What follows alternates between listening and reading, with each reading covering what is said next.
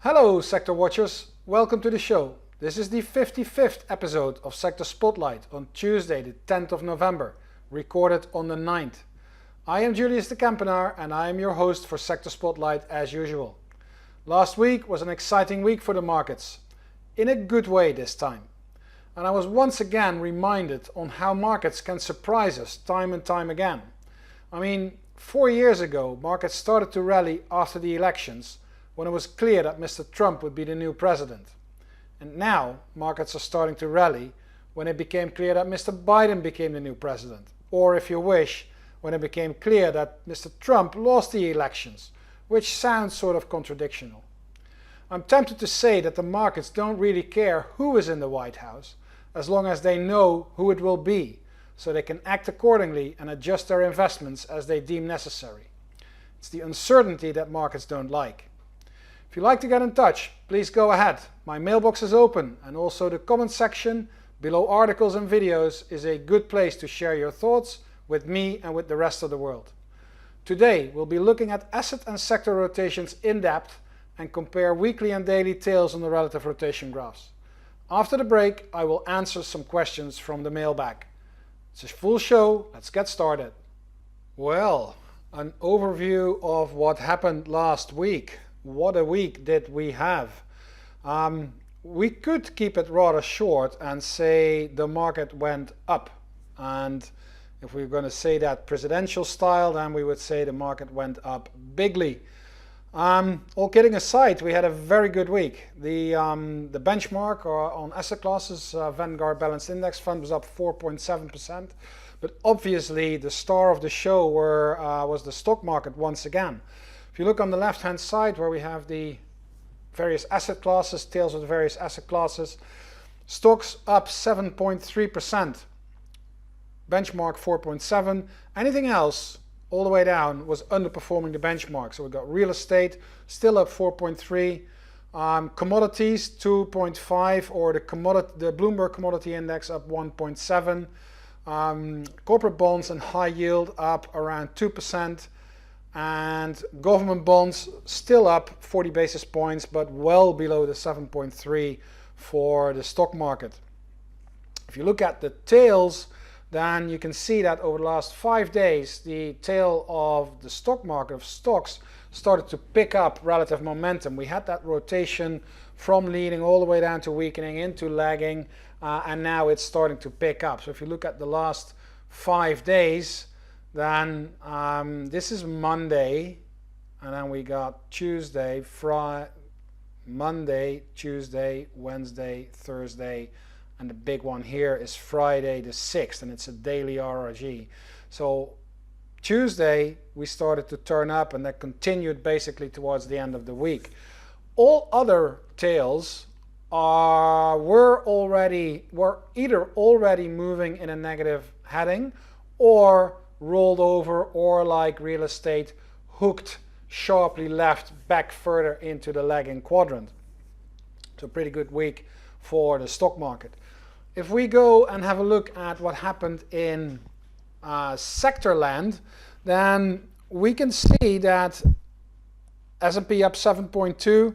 It's a very strong week for technology with a 9.7% gain, followed by healthcare, materials and communications services. These were the sectors that were all outperforming the S&P 500. No sector had a negative return. All the way down we see energy with 0.7 for the week, that is.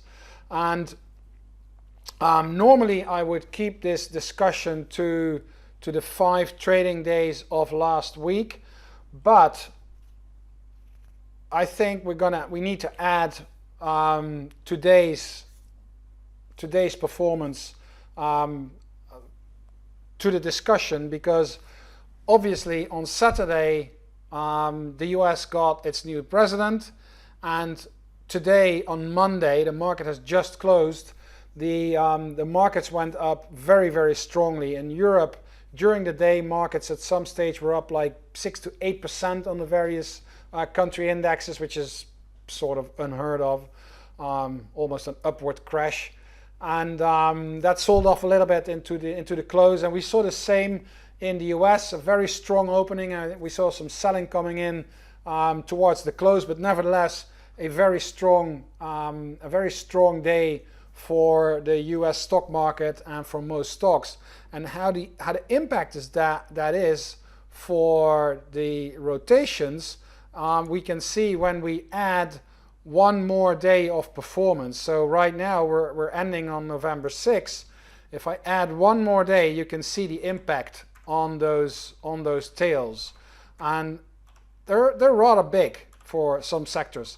And especially if you look at the energy sector, this was the tail as of last Friday. Now you know that rolling over inside the improving quadrant and start heading back towards lagging is usually not a very good sign. If we add one more day of performance, then we get this. And look at what happened with the position of energy on the table below the RRG. As of Friday, it was the lowest, the worst performing sector, with 70 basis points over the last 5 trading days. If we add one more trading day, so that's today, Monday, the 9th of November, you see the tail hooking back up, and the sector jumps to 11.3% over the last 5 trading days. Today, the sector gained 14%. Crazy number. Also very good for, we can actually do that one day performance by just go to set the trade to one trading day, and then we can see that energy was up 14, followed by financials with 8%, and then we go back to, I was almost going to say a little bit more normal numbers, with industrials 3, real estate 2.6, materials, utilities 1.9, and then here we've got a bunch of sectors that have been outperforming the market today. This is for Monday, and especially the weakness for technology and communication services, and actually also discretionary, which traditionally have been the strongest sectors. I want to continue my discussion a little bit more into an analytical direction for asset classes and markets, and in order to do that, I'm gonna keep the asset classes on the left here. I'm gonna put asset classes, but now the weekly, on the right. And I had a discussion today with an institutional investor asking what my preferred rotational trades or bets would be right now. It was more geared towards stocks, but my answer was that I would prefer to wait a little bit more to put on new positions, because I'm getting a lot of sort of conflicting, confusing signals from the various tails. I try to look for synergy and complementary movements between daily and weekly tails, or where both can confirm or negate each other. And if you do that with the tails as they are right now, let's just simply rank them on their symbol, and you can see the US dollar on the daily, it's inside leading and rolling over. On the weekly, it's inside improving and still going in the right direction. So what could happen? With this loss of momentum and the dollar being where it is here on the weekly, this is already a loss of weakness, and we know that these rotations can take place completely on the left hand side. So is this a prelude for the dollar to roll over inside improving and roll back to lagging again? I don't know. We have to wait and see. If we look to the Bloomberg Commodity Index, then you see this is sort of in sync. So the weekly is in leading but losing momentum, and the daily is basically dragging that one down. So for me, that is a sort of negative signal for commodities, for the Bloomberg Commodity Index. Let's go straight to the GSG one.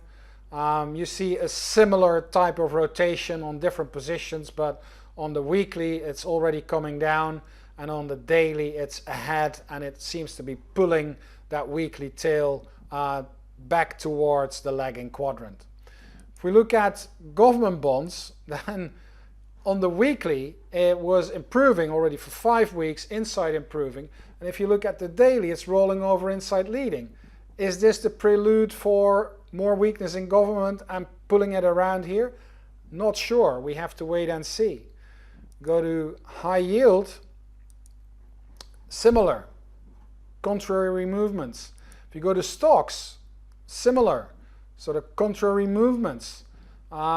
Is this improvement in lagging able to go through improving and back to leading? And will that be able to turn that rotation of the tail on ITOT back up inside weakening and continue the strength of the stock market?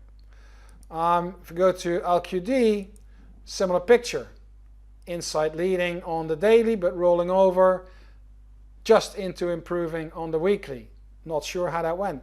Anyway, I hope you got the picture. There's a lot of confusing signals between the dailies and the weeklies, and it makes me a little bit cautious to put on some new positions. And if we do the same for sectors, we get quite a similar image with conflicting tails and trajectories for the dailies versus the weeklies. Let's pick some interesting ones. We're now both up to 9 November, so today is included in both the weekly and the daily. And let's rank it on symbols so we can have an easy comparison. Materials is actually one of the sectors that is still pretty confirming each other, so the daily and the weekly. So that's a strong chart actually. Then we got communication services almost crossing over into lagging, at least if you include today, because this is as of last Friday, this is today. So you know that we still have four more days of price action to go, but the image is clear. This is weakening, rolling over. So I think that communication services is actually on a weaker track.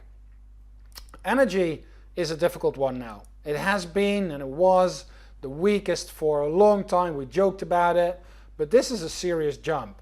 And I would like to see that on a price chart, how that looks. And if we bring up the energy chart here, then you can see that we're actually breaking with a massive gap above that falling trend line. So that sector is now starting to send us a serious, maybe warning signal. And I mean, 14% in a day is obviously a massive move, and maybe we have to fill that gap. But we did break that falling resistance line. We did hook back up here, and we're picking up a little bit of momentum inside the lagging quadrant.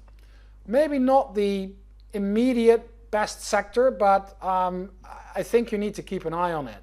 And what's interesting, I was pretty happy with my Don't Ignore This Chart blog that I wrote last Thursday, which was actually on a stock inside the energy sector, Baker Hughes, which was a stock that started to actually, which showed a very nice hook back up inside weakening back into leading. That's basically what triggered my attention to this stock, and it seems to be working out right now, and it also seems to be working out for the sector. So we're going to keep an eye on it and see how that will work out going forward. Financials. Look at this hook. This is a very sharp hook. If we look at financials on the weekly, we're moving sideways towards the leading quadrant, not picking up a lot of momentum, but that can change if this strength can continue to hold on this week. Industrials also, it's hard to see, but let me browse it down. So here we went into lagging, and now we're hooking back up into weakening. So we'll go back to the right side of the chart, and you can see that this strength, if this strength continues, then it could be pulling industrials further back into the leading and start to pick up on the RS ratio and the RS momentum scales. Technology is conflicting because we had this roll through leading, weakening, now heading towards lagging. We're inside the lagging quadrant, and the question now is, today's performance for technology was not that good, whether this tail can continue to improve and pull technology back up. I'm not sure. This is picking up momentum, but it's not picking up relative strength. It's not really moving to the right. That is what we need to see for the weekly tail to start picking up again. If we go to staples, that's actually a weak rotation, and here you see what I mean. We saw a few of those where the weekly was inside improving and the daily was inside leading and rolling over. Here you see a sector that is inside improving on the weekly chart, and it just rolled over and it's now starting to accelerate into the lagging quadrant, which is to me a signal of weakness for the staples sector. And then we have real estate rolling over. That is sort of complementary. It looks as if the daily is already ahead of that roll in the weekly, so be careful with real estate. And then utilities, which is a very interesting sector because we have this super strong rotation on the weekly, almost crossing over into leading. We had this strength on the daily, but the sector was losing it last week. However, you can see that it is highest on the RS ratio scale. So this one actually has pretty good odds to actually curl back up here and come back into sync with the weekly tail and push utilities into the leading quadrant. And if we go to healthcare, then that is again a dangerous one because the direction looks good on the improving, but it's already rolling over on the daily chart. So this is not such a strong sector. I mean, this is quite disappointing actually that we're going into leading and rolling over immediately, especially because markets now apparently are up because of good news on the vaccine. I thought it was because of the president, but apparently if I read the news articles, then it's because of the vaccine trials that were coming out with good news. We'll have to wait and see. On consumer discretionary, now diving into the lagging quadrant, and if you look at the weekly, it's inside the weakening quadrant and heading further down. So we're getting some negative signals for discretionary. What I hope that I've be able to show you is that sometimes these tails can be sending us conflicting signals, and when that happens, it's maybe better to step aside and just wait until the market sends a little bit clearer messages. I think the clearest messages now are, for example, the one that we have up here with discretionary. That is now sending us negative signals on both scales, and if you look at the chart, you can see that rolling over. That's now becoming more serious, that decline. You see the RRG lines moving over. The last bar is only today, so this is a weekly chart. This is only today, but we're already back below that breakout level now. Still 4 sessions to go, so it could change, but it didn't start very good for the week. And the same story goes for technology, where we have relative strength now flat at best, and you see the weakness coming in on the RRG lines, and you can see that price now has trouble to actually maintain its strength. A sector that's actually doing pretty good is materials that broke out, and we saw the strong rotation. The weakness into the close obviously is not what we would like to see, but if you just look at the chart, then that is a massive breakout to new all-time highs. So that is still very good. And the other sector that's inside the improving quadrant, the leading quadrant, is industrial.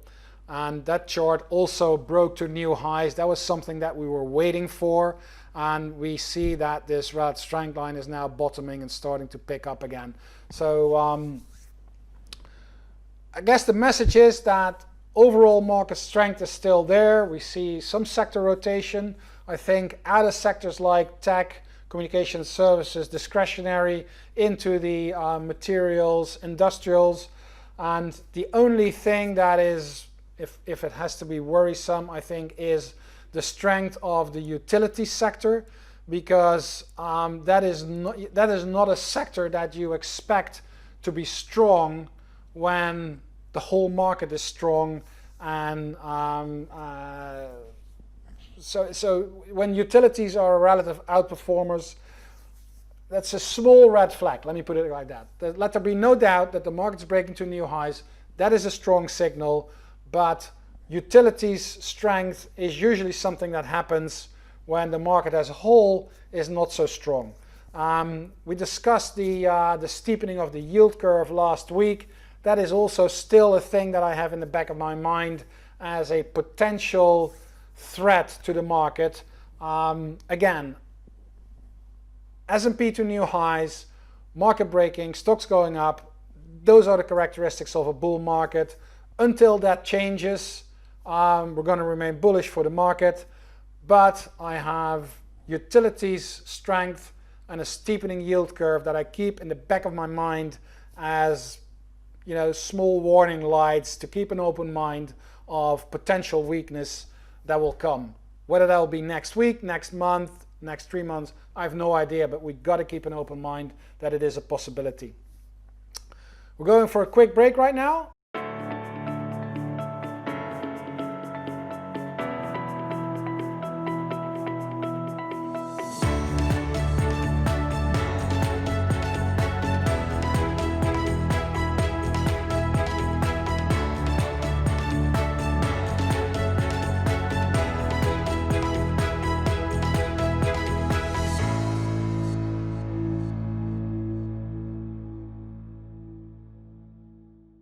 Welcome back. The first question that I want to deal with in the mailbag comes from Alem, or Alem, not sure how to pronounce it.